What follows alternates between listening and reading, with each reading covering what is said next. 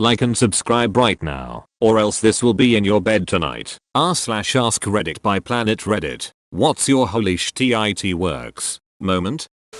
I read the book Never Split the Difference, which was written by an FBI hostage negotiator about how to use negotiation tactics in everyday life. Around the time that I was reading it, my sister asked me to talk to her oldest son about some poor choices he was making, getting into the wrong crowd and all that. Against all odds he still thinks I'm cool.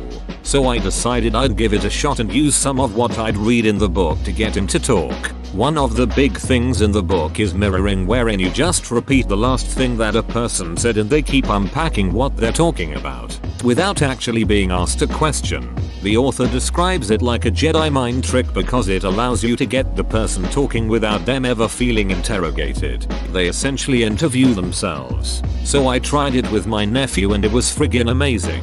He's normally kind of quiet and doesn't like to talk too much about himself. But I asked him one question and then mirrored his response and boom, he started talking.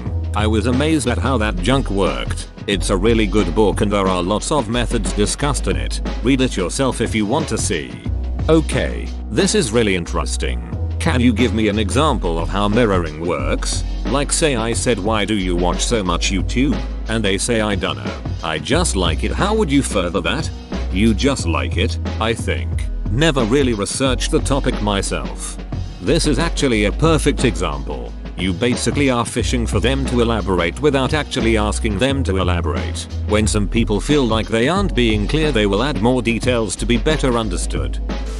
As a programmer/developer, every time a piece of code runs first time, no compiler error, no seg fault or object not set to instance bugs, just straight up works first time, until the paranoia sets in and you remember to not trust any code that runs first time. Every time I compile code without an error, I bet it's not being run. Perhaps because I forgot to press save in the text editor, forgot to list the new file in the makefile, or somehow commented out the entire thing by accident. It may compile on the first try, but it'll never work. Do you also then go back and intentionally yuck it up to see if it's really compiling? I've done that on more than one occasion, like throw in some syntax error somewhere. It's like the coding pinch me to see if I'm awake. Maybe.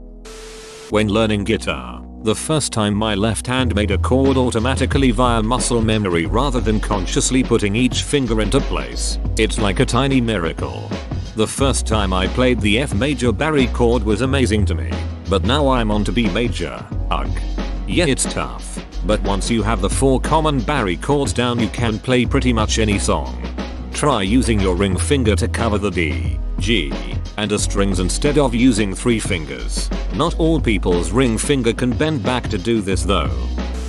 Poaching an egg in a microwave. Had never managed to poach an egg, always ended up with egg drop soup, which isn't what you want for breakfast. A Redditor mentioned the microwave method. Break the egg into a small bowl of water, microwave for 45 seconds, and gave it a go. And it bloody well worked. No muss no fuss. That was a proud breakfast. Did you know you can also whip up a pretty great Hollandaise sauce in the microwave? You beat 2 egg yolks, 1 stroke to a lemon, juiced, and 1 stroke to a cup of melted butter and put it in the microwave for 15-second increments. Each time beating it again until it's thick, and then you season it to taste, and that's it. You could do a whole eggs benedict in the microwave and it's not even hard. You leave the whites of the egg in? No, it's just the yolks. Thanks for catching that. I'll edit it so that it just says the yolks. Looking at the opposing person's elbow while high-fiving to get a perfect slap every time. This is one of my favorite bar tricks. No one believes it until they try it. What I don't believe is that anyone has trouble high-fiving people in the first place. Why is this trick necessary? Some people have shitty depth perception, or none at all, which makes it hard to judge where a moving object will be when attempting to hit it. Also, this comment didn't even rhyme. Some poet you are. All the as seen on TV bullshit my dad and I have bought. Most of it does exactly what it says. At least once. At least once? Nice try, FBI. FBI? I had foot warts for years and tried various painful methods of getting rid of them that only seemed to aid their spread. Someone recommended tea tree oil to me and I scoffed at their essential oil bullshit. They bought it for me, so I figured I'd try it. Within the week they started to get smaller and recede. 3 months later the warts were completely gone and I could stop being embarrassed by my bare feet. This actually got a lot of people curious, so if anyone wanted to see, here's a few pictures of the progress. imgur.com link. When I started the whole process I asked my doctor first and she suggested trying duct tape.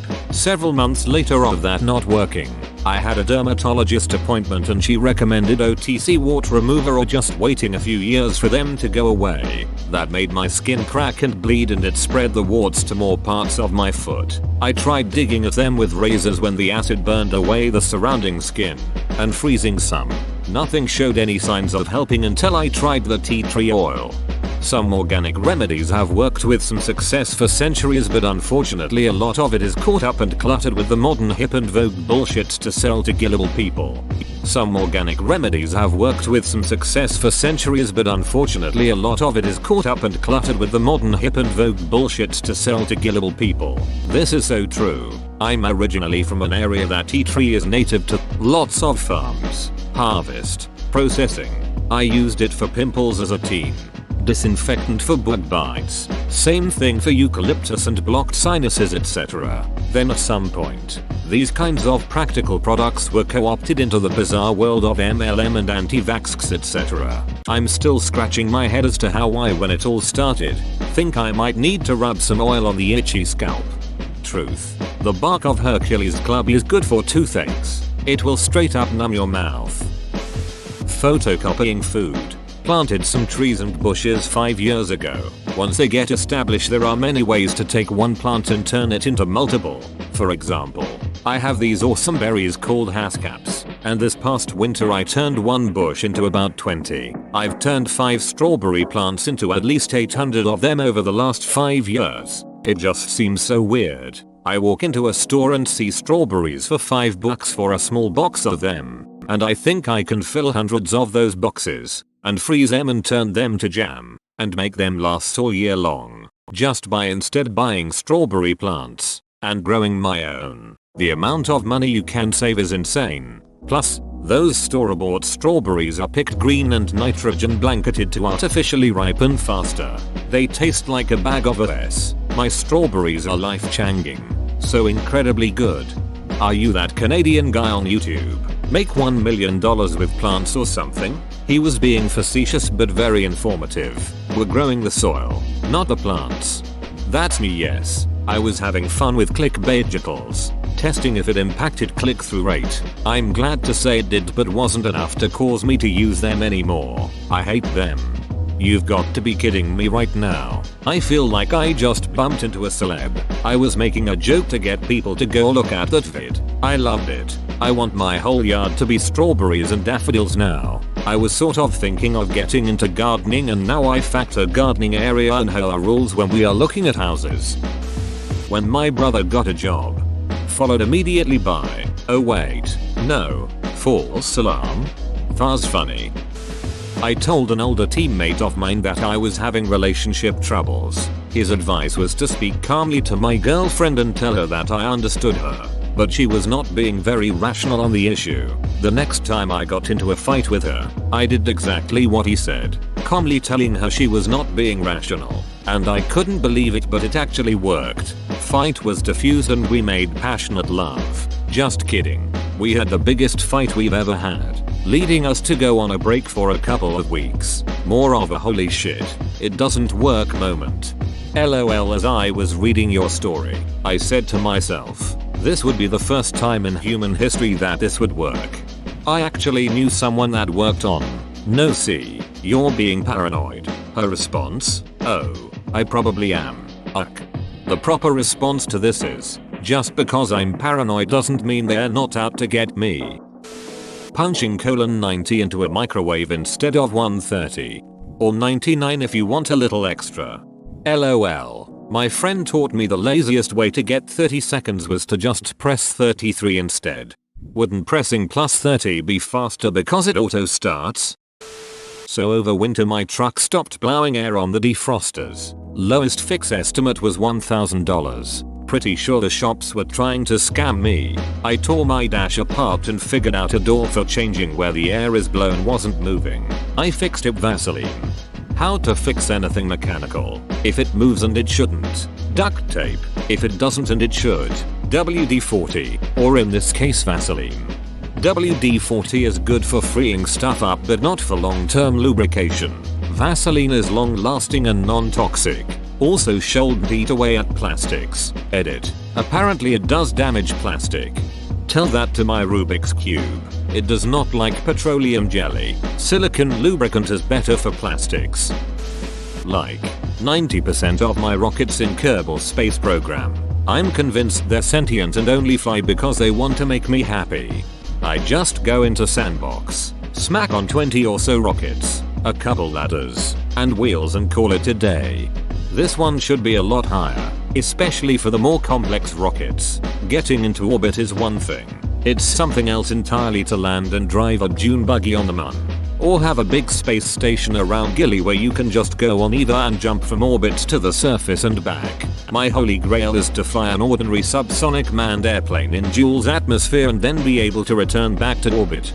There's a theory in the Warhammer 40k universe surrounding the species called orcs. They have improbable spaceships and vehicles that are cobbled together and logically could never actually work. Massive blasters that are incredibly crudely made and look like they'd explode on first firing. And the orcs themselves can shrug off bullets and pass through the densest fields of fire virtually unscathed. Some believe that their belief in all of this is actually what gives it the power to make it happen. Perhaps your Kerbals are actually orcs. Having my custom built PC boot up for the first time after using nothing but YouTube and some zipties. My first computer was a home built Apple clone, built from a bare PCB up. Soldered on RAM and ROM sockets as well as all the little filter caps and all the sockets for the TTL logic chips. The howl of delight when the screen lit up with the cursor was probably heard down the block. This would have been 82 or so. People say that it's impressive I built my own modern computer. But even 25-30 years ago you practically had to be an electrical engineer to build one from scratch. Even so, the feeling of satisfaction that you get seeing it post for the first time is better than sex. First PC build is always gratifying. Before you even close it, that first test run when the Mobo turns on and everything runs correctly. Baking a dead graphics card in the oven for 10 minutes at approximately 400 degrees really can bring it back to life. Not always, but it worked for me. Holy shit, it works. I used to fix my phone, back when the password decryption or something similar was broken, by stuffing it in the freezer for a few hours. Was able to log in without any issues each time afterwards when before it wouldn't process my password. I have no idea how it worked. Had to do the same thing with my old BlackBerry. It was worse in the summer so I always assumed it was just overheating. What you were doing was reflowing the solder on the board. If the problem was a physical break in the solder connection, probably due to heat stress on the board, then this method would reflow and restore the connection. Lowering my voice to defuse an argument. We talk in volume or pitch, both of these sound hilarious in an actual argument. An actual argument? Noticing the first hint of a muscle from working out. This happened to me. When I first started working out I went 3 months without noticing anything. I was ready to give up. But I randomly stretched in front of the mirror one day and noticed my bicep flexing. That was an amazing feeling. Replacing the joystick on my Nintendo Switch Lite and not ruining it XD. Pretty sure anyone who has tried to do that and succeeded had the same feeling as you. Good job on fixing it. I wish I had the confidence to do so myself since I'm really fucking scared to mess something up and not being able to use them again. It definitely wasn't as easy as I thought it was going to be, but it also wasn't hard. At one point, I thought I ucked up the LCD screen because the backlight wasn't turning on. I was devastated until I followed a different YouTube video and found out that I forgot to close the clasp that connects the LCD screen ribbon cable to the motherboard, so it wasn't connected properly. XD, it fucking works though and no more drift. Just reading the day that my right stick starts drifting. Asking my boss for a day off. I grew up in a hardcore traditional Asian household. Pain and sickness is all in the mind. Suck it up. Education is more important than recovering. There's no such thing as overworking or getting tired if there are people more successful than you. That kind of thing. In college I worked myself half to death, clocking in well over 50 hours per week on top of classes and internships. Between supporting myself and school, my compromise was to just focus on both and not care about my health, let alone my severe sleep deprivation.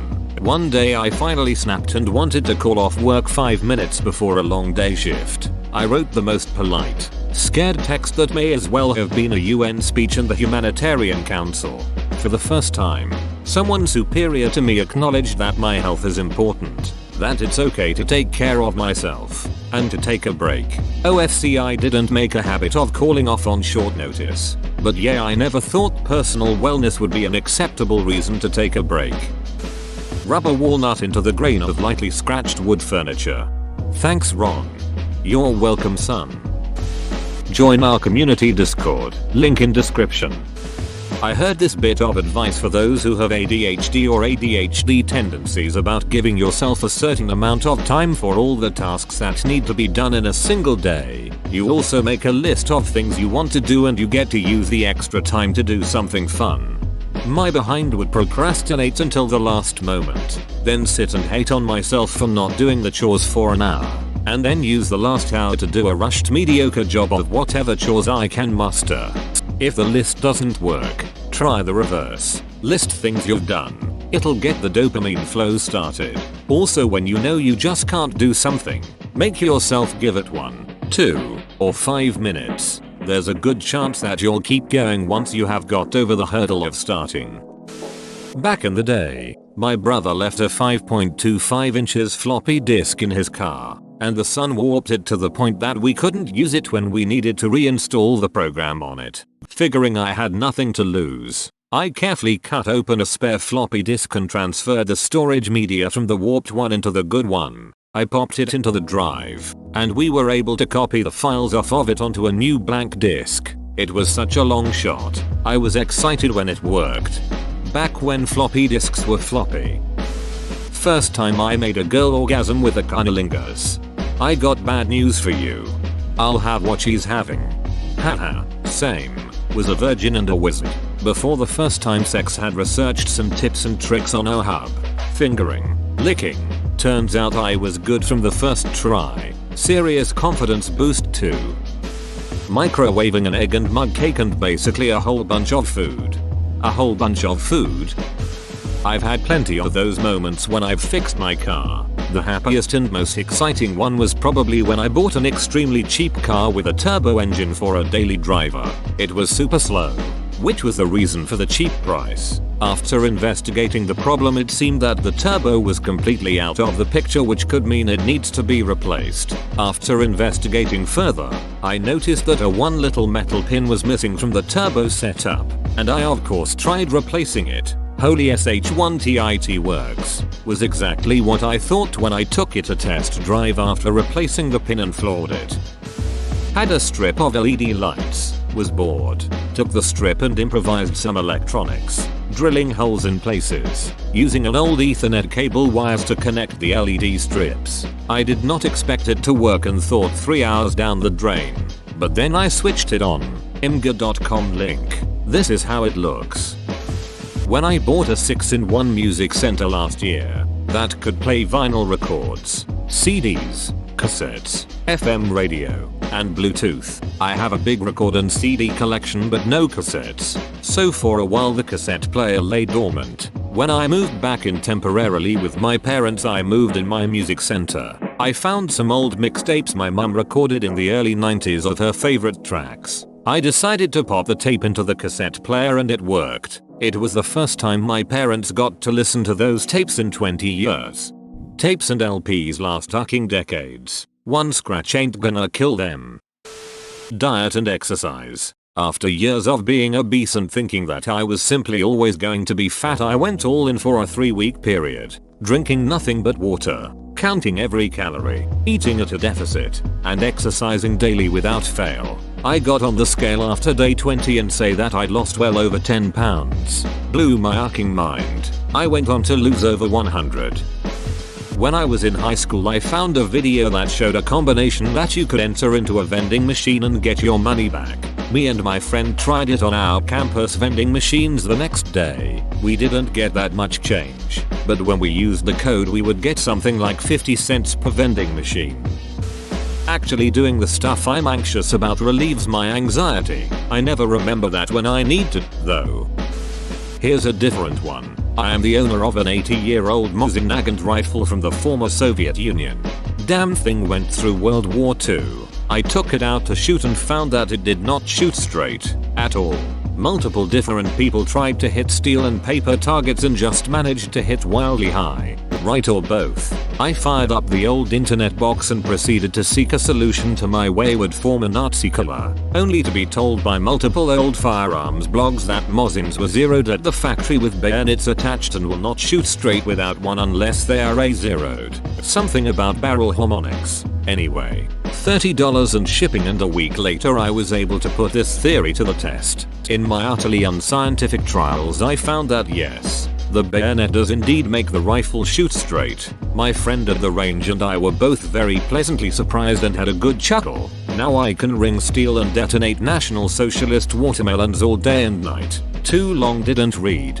Bayonet make communist garbage rod into bona fide bane of Hitler. Edit. Autocorrect does not like the words Mosin Nagant. When I got my wife pregnant. Well, same actually. You got his wife pregnant?